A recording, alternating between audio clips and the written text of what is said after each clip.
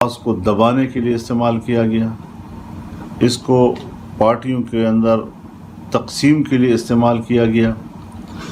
یہ سارے وہ چیزیں ہیں، اور پھر یورپی کمیشن نے پہلے بھی اس ادارے کے حوالے سے تحفظات کا اظہار کیا تھا، اور یہ کہ یہ غیر جانبدار ادارہ نہیں ہے، یہ باقاعدہ ایک جانبدار ادارہ ہے، اور جانبداری کی بنیاد پر اس کا ایک کردار ہے۔ تو اس حوالے سے میں سمجھتا ہوں کہ ایک بہت بڑی بات اس وقت منظر عام پر آ گئی ہے۔ نیب جو ہے اس کی اب کوئی حیثیت نہیں رہی، اس کے تحت جو سیاستدانوں کے خلاف مقدمات ہیں اس کو عام عدالتوں میں ہونا چاہیے، عام قانون کے تحت ہونا چاہیے۔ آئے روز ہم عدالتیں تبدیل کرتے ہیں، آئے روز ہم قوانین تبدیل کرتے ہیں، ہمارے عدالتی نظام میں قلع بازیاں آتی ہیں، کبھی ہم فوجی عدالتیں قائم کرتے ہیں، فوجی عدالتیں جو ہیں وہ ایک وقت تک رہتی ہیں، پھر اس کے بعد غیر مؤثر ہو جاتی ہیں۔ کیا منشا ہوتا ہے اس وقت، سوائے اس کے کہ ماورائے عدالت قتل کو ایک لبادہ اڑانا ہوتا ہے قانون اور عدالت کا، اس کے علاوہ تو اور کوئی چیز نہیں ہے۔ اور جتنے لوگوں کو سزائیں دی تھیں، جب پشاور ہائی کورٹ نے ان سب کو رہا کر دیا اور تمام سزائیں ختم کر دی، اس کے بعد اس کی ہوا نکل گئی۔ تو یہ سارے وہ چیزیں ہیں کہ آج بھی لاپتہ لوگ جو اپنے پیارے جن کے انتظار میں ہیں، بوڑھے ماں باپ جن کے انتظار میں ہیں، بہتوں کے والدین دنیا سے چلے گئے، اس غم میں روتے روتے چلے گئے، لیکن آج بھی ان لوگوں کا کچھ علم نہیں، نہ وہ عدالتوں میں پیش کیے جا رہے ہیں، نہ ان پر مقدمات چلائے جا رہے ہیں، اور خدا جانے کس کیس میں وہ پکڑے ہوتے ہیں، کس کیس میں ان کو پھانسیاں دے دی جاتی ہیں۔ تو یہ ساری وہ چیزیں ہیں کہ جس کو حقیقت پسندانہ انداز کے ساتھ نہیں دیکھا جا رہا، بلکہ ایک خاص آئینہ ہوتا ہے ملک کے اندر، اور اس خاص آئینے میں جو تصویر بنائی جاتی ہے اس کو پھر ماننا بھی پڑتا ہے، اگر نہیں مانو گے تو پھر منوایا جاتا ہے۔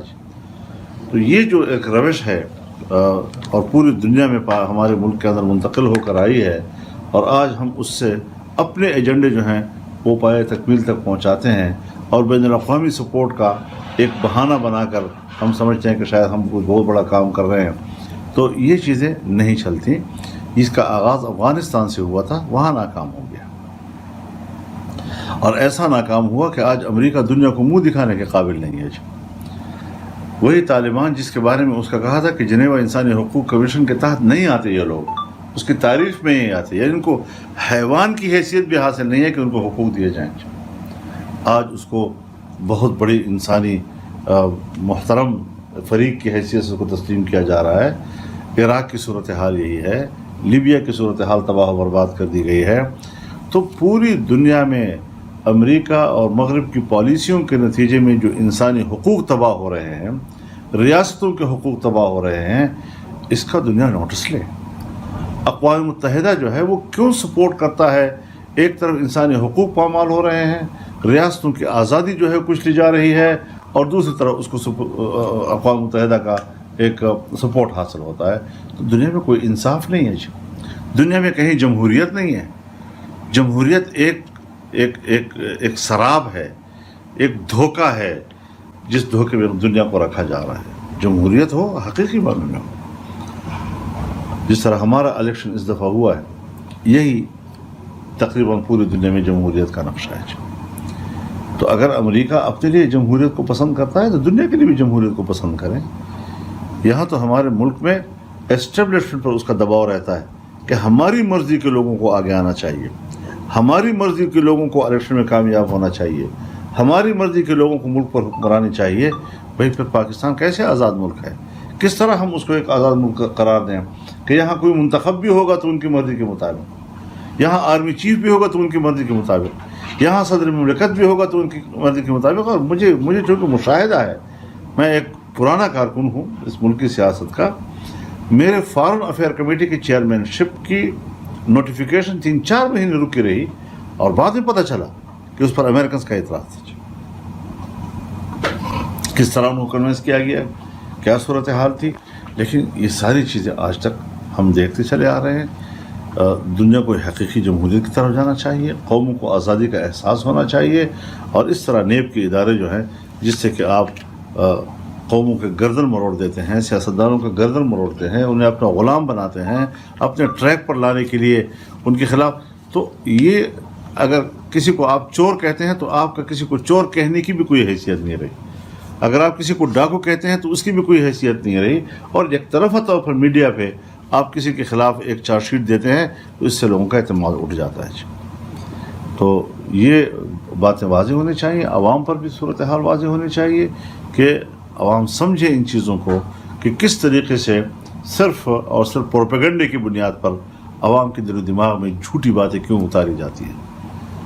من گھڑت اقدامات لوگوں کے دل و دماغ میں حقیقت بنا کر اتارے جا رہے ہیں.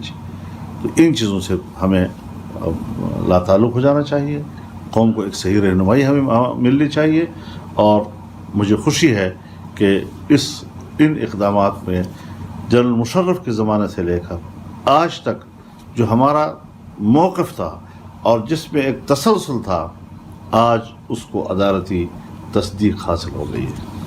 مولانا سارے سیاستدان باہر آ گئے ہیں, ایک خورشید شاہ کو اندر رکھا ہوا ہے ابھی تک. خورشید شاہ نے اتنا بڑا کیا جرم کیا تھا آپ کے خیال میں کہ ابھی تک ان کو رہا نہیں کیا جا رہا, اور ان کے پروٹیکشن آرڈر بھی جاری نہیں ہونے.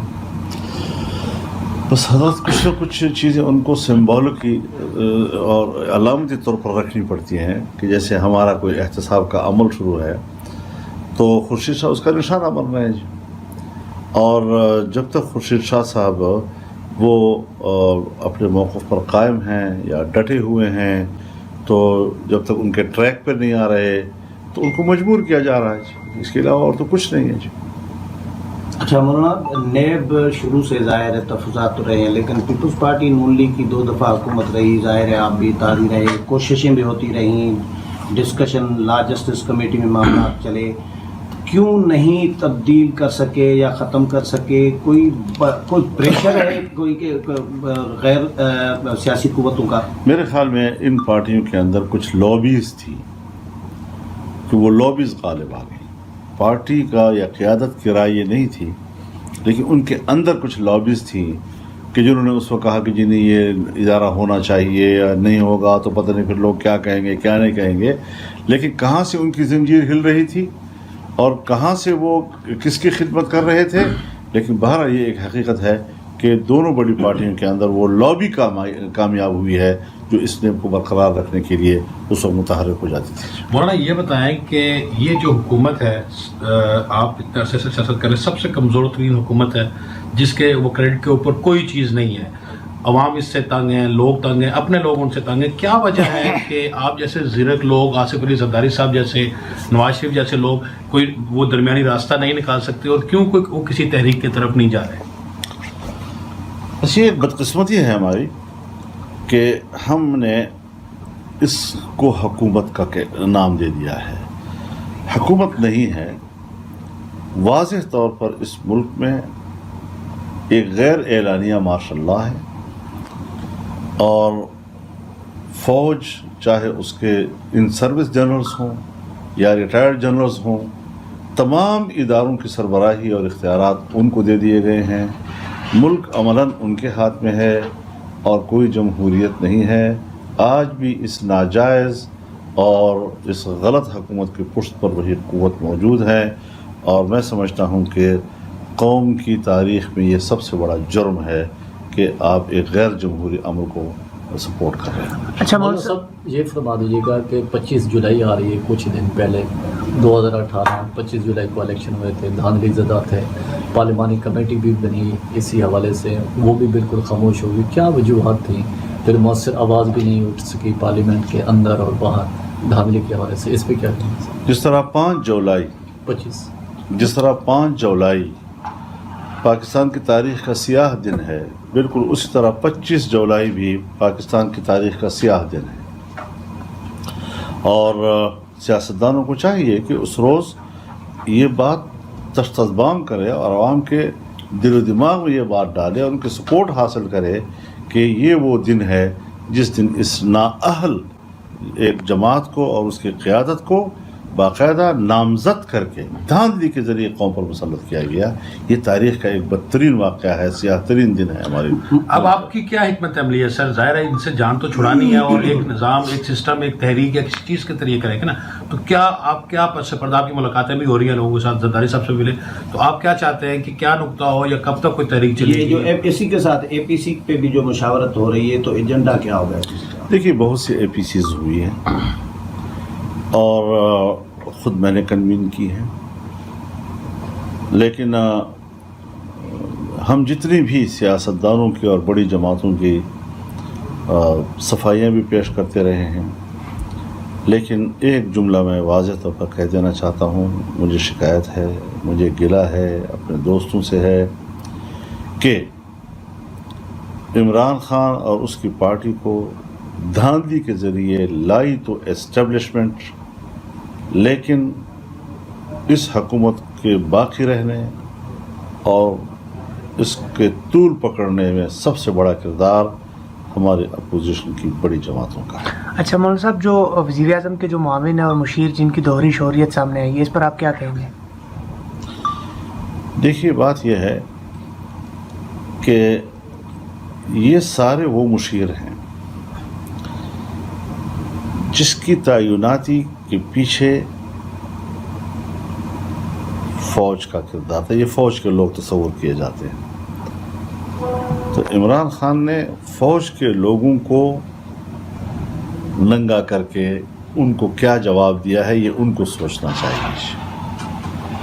اچھا مولانا, یہ جو عمران خان کہہ رہے ہیں کہ 6 مہینے ہیں اپنے کابینہ میں عمران کو, کہ 6 مہینے ہیں اور اگر کوئی پرفارمنس دی تو ٹھیک نہیں, معاملات دوسری طرف جائیں گے. فواد چودھری نے خود کہا یہ, تو یہ 6 مہینے پھر اس کو بھی 1.5 مہینہ ہو گیا, اب 4.5 مہینے.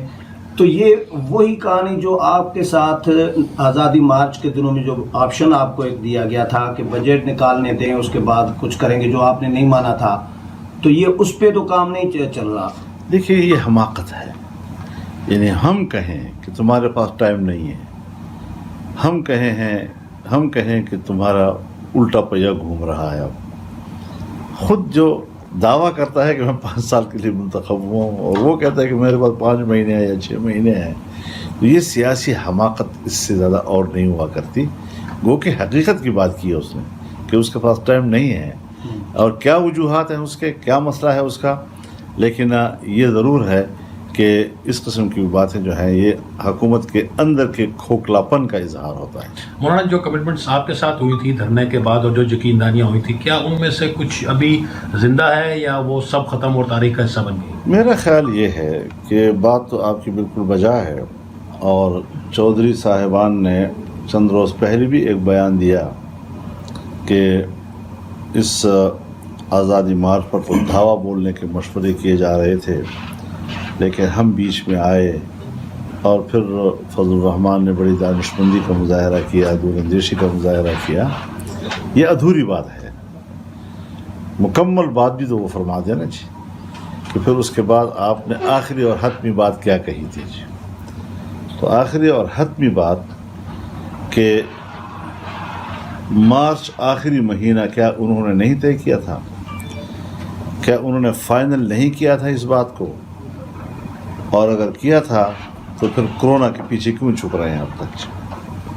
اچھا مولانا صاحب, بلوچستان میں ان ہاؤس تبدیلی کی باتیں چل رہی ہیں, اس میں کوئی حقیقت ہے؟ ہمیں کوئی ان ہاؤس سے دلچسپی نہیں ہے, ہمیں فریش الیکشن سے دلچسپی ہے. سارا الیکشن فراڈ ہے, اس فراڈ کا مکمل طور پر خاتمہ ہونا چاہیے.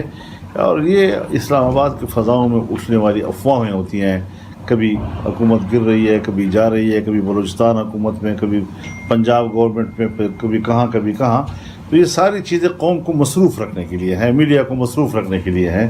یہ ہمارا مسئلہ ہی نہیں ہے, نہ قوم کا مسئلہ ہے. مولانا ایک منٹ, کیا آپ کے علاوہ بڑی جو اپوزیشن کی جماعتیں ہیں وہ بھی نئے الیکشن کے اوپر متفق ہیں یا کچھ ان ہاؤس بھی چاہتے ہیں؟ یہ متفقہ موقف ہے کہ دوبارہ الیکشن ہو, فریش الیکشن ہو. اگر کوئی اس کے علاوہ بات کرتا ہے تو اس متفقہ ڈکلریشن جو 25 جولائی 2018 کے بعد ایک ہفتے کے اندر طے ہوا تھا, ये फिर उससे इनहराफ होगा। मौलाना ये कुछ अर्सा पहले चौधरी शुजात ने आपको पैगाम भिजवाया था कि जब मुलाकात होगी तो अमानत अली और सलामत अली पर बाद में बात करेंगे रूबरू। ये कौन है, ये क्या अमानत अली सलामत अली थे? शुजात अली की भी बात होनी चाहिए। अमानत अली और सलामत अली जो है वो तब होगा जब शुजात अली होगा। तो क्या शुजात अली जो है वो शुजात दिखाने को तैयार हैं आप या ये तो उनसे पूछना पड़ेगा। अब तक तो हमारा गिला ये है कि शुजात मुंतजर है। मेरा ख्याल है सर जो हो गया बहुत ज़बरदस्त हो गया ये। ठीक है।